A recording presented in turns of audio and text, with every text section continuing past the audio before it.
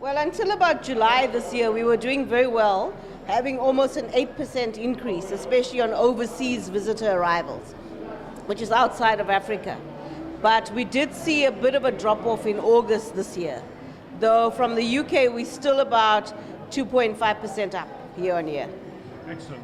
And you obviously have a very rigorous schedule of events, sporting events, very positive marketing here in Europe. Do you see that's one of the contributory factors to continuing good numbers?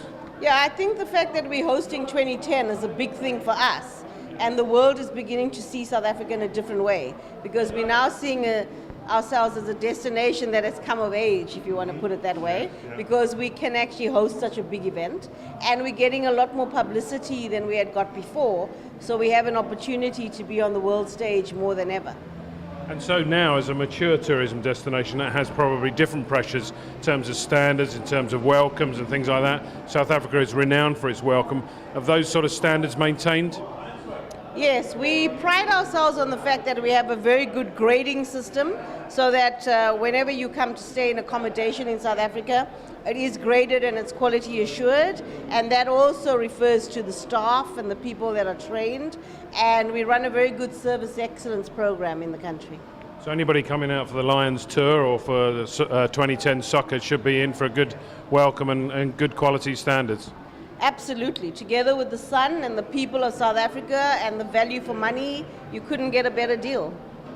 Great. And now, in terms of marketing towards the trade in the UK, you've been doing some fairly aggressive consumer marketing, pushing travel agents, pushing tour operators, as we've seen this evening, with your new award. Perhaps you can tell me a little bit more about this new award. Yes, the award we've just done, called the Ubuntu Awards, is really celebrating the partnership that we have with the trade in the UK. And we asked our partners to tell us how they would market South Africa, so to come up with an innovative idea. And about 20 trade partners actually entered the competition, and of that we shortlisted 4 and won. So the prize was £25,000, which they can now use to market their idea to sell South Africa better. That sounds excellent. I'm sure you'd hope that a lot more tour operators will enter the competition next year if they're going to put South Africa on their schedules. Now, in terms of trade as well, as far as Africa, South African tourism have a fantastic trade show. This is normally run, I think, in Durban. I presume the same is going to be true of 2009? Absolutely. It's called Indaba. It happens from the 9th to the 12th of May 2009 in Durban, which is a fabulous place to be because it's summer all year round. And we have about 3,000 products on show, so you get a full range of what South Africa has to offer, from safari to vibrant cities to adventure to various kinds of holidays that people are looking for.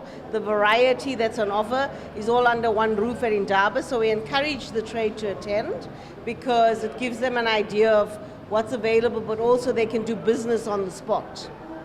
Excellent. And with 2010 looming not that far away now, presumably next year will be busier than ever.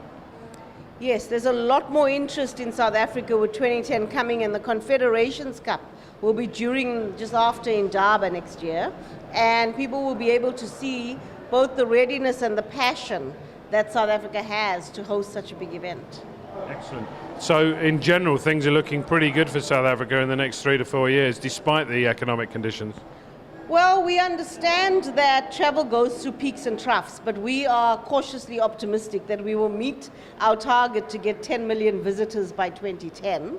And we also believe that because of our value for money, we are a more attractive destination in these hard times because people can get such luxury at great value.